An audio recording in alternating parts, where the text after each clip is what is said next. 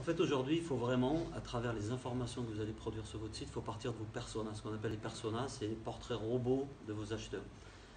Moi, le conseil que je peux vous donner, c'est, alors on n'a pas eu l'occasion de le faire encore avec Axer, mais aujourd'hui on le fait systématiquement, essayez de réaliser des interviews de vos clients.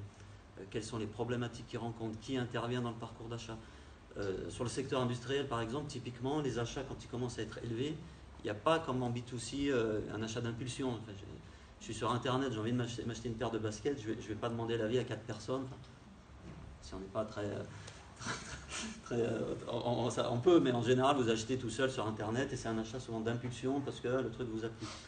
Dans le secteur industriel et en B2B, la plupart du temps, vous allez avoir affaire à un achat qui est très raisonné. La décision d'achat ou le besoin, il a émergé parce que le fournisseur habituel ne répondait pas, parce que c'est un nouveau besoin. Et souvent, il y a plusieurs personnes qui interviennent. Souvent, on a un ingénieur qui a un peu créé le truc, on a un acheteur qui va décider.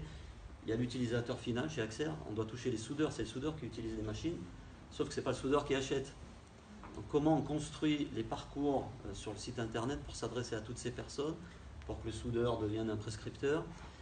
Et dans le cas de la problématique internationale, il faut en plus prendre en compte les questions de langue et les questions de culture. Le soudeur taïwanais, est-ce que c'est la même chose que le soudeur allemand?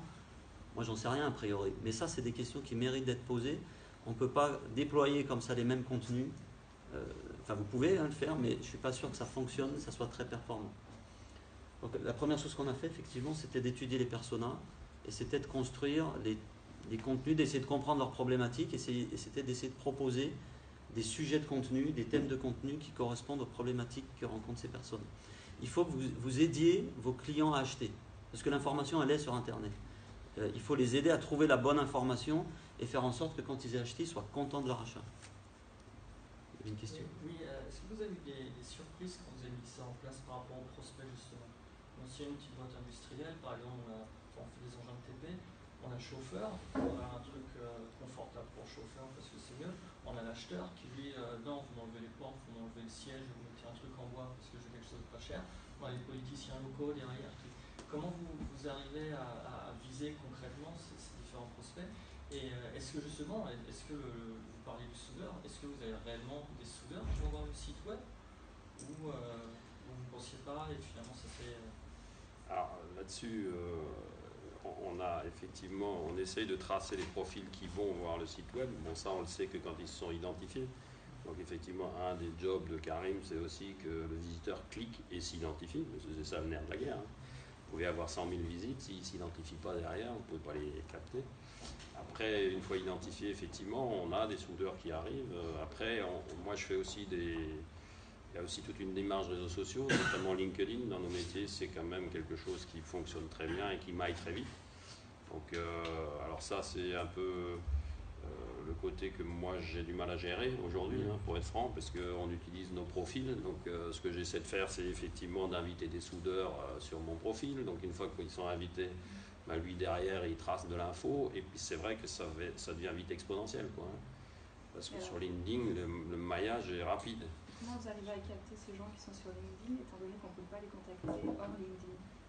On ne peut pas les contacter hors LinkedIn, mais alors ça, Karim pourra le dire un peu mieux. Moi, j'essaye de... Bon, maintenant, modestement, je dois en avoir pas grand-chose, 700 qui me suivent, mais dont des populations de soudeurs, etc.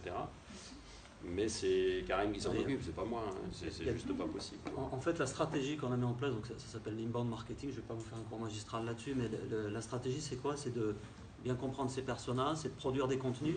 Aujourd'hui, on est beaucoup sur un blog, on a créé un blog sur le site. Alors, un blog, ça fait très old school. Je parle des fois des clients du blog, ils pensent à Skyblog, vous savez, le truc des ados d'il y a longtemps. Le blog, c'est essentiel dans les stratégies. Enfin, les contenus sont essentiels. Donc, on crée des contenus qui correspondent aux différentes questions que peuvent se poser vos prospects. Pour répondre à votre question, il faut réaliser un mapping, une espèce de carte du parcours d'achat. Qui achète, qui influence la décision d'achat.